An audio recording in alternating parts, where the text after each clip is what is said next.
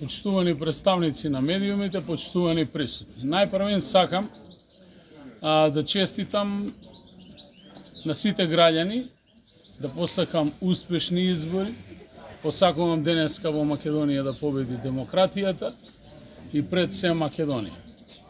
Народот да се одважи, да излезе што помасовно и да ја даде поддршката на тој за кој што смета дека ја заслужува.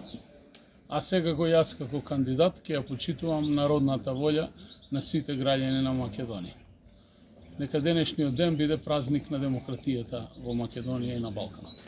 Од сега за сега, според моите информации, освен одредени технички проблеми на поедини гласачки места, другото претежно тече непречено, со оглед дека водевме неравноправна кампања, особено во делот на медиумското, спонзорираната медиумска програма, каде што најголем дел од средствата ги има само наречените големи политички партии.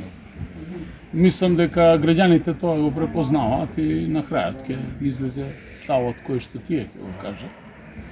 Очекувам така да продолжи во текот на денот, но кој ќе се пребројат гласовите, тогаш ќе биде се јасно. Од СВР Куманово вела дека има информации дека има организирани групи што ги возат граѓаните до гласачки места.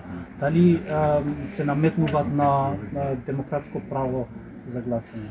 Видете, до сегашната пракса покажува дека токму припадниците кои што партиски припаѓаат на едниот, другиот или третиот блок се токму тие кои што го злоупотребуваат МВР во партиско-политички цели. Дали постои вакво нешто, навистина не знам. Впрочем, ако само Куманово е Македонија, тогаш мислам дека треба да се обрати внимание на целата држава. Кој каков притисок и да прави, не може да ја смени волјата на граѓаните. Таа е јасна. На крајот на денот граѓаните гласаат позади параван сами со собствено убедување.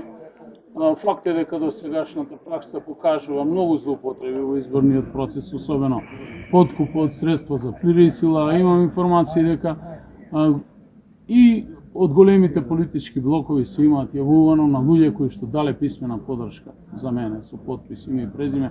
Се чудам од каде дошле до податоците, со тие податоци располага единствено СВР во матичната книга на евиденција според матичниот број, но тоа не е прв пат.